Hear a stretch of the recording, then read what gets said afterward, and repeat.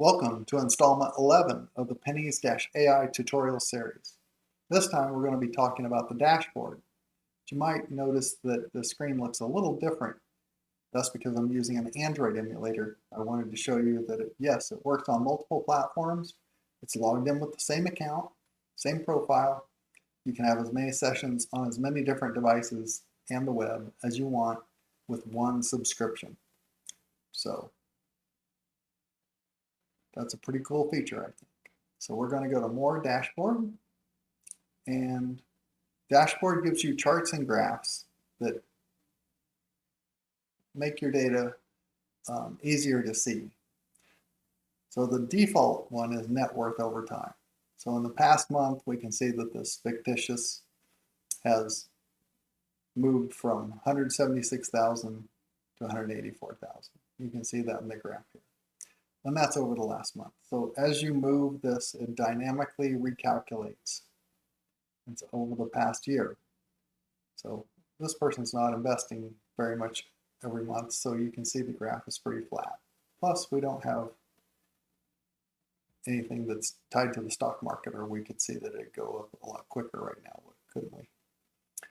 Anyway, there's lots of different charts and graphs here. So we can have expense totals by category for the last month, so we can see what have we been spending our money on.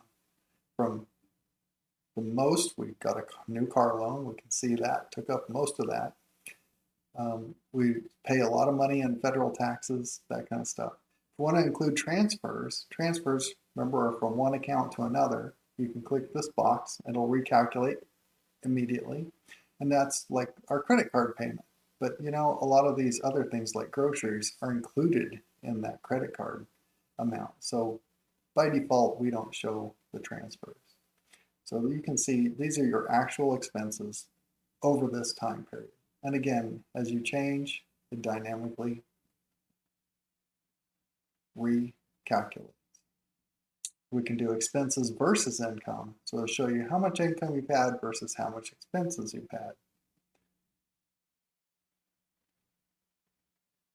You can do income totals by category.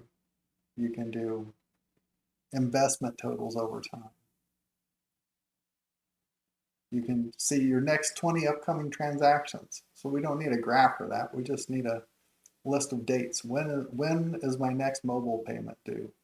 That sort of thing. And if you're using your future transactions and have them in your registers, then you can see all of your upcoming expenses. Top 20 individual expenses over this time frame. These are the top 20 expenses. So again, we can move it out, and we can see that the house payment dominates, but we bought some Christmas presents, etc. We can see the top 20 incomes.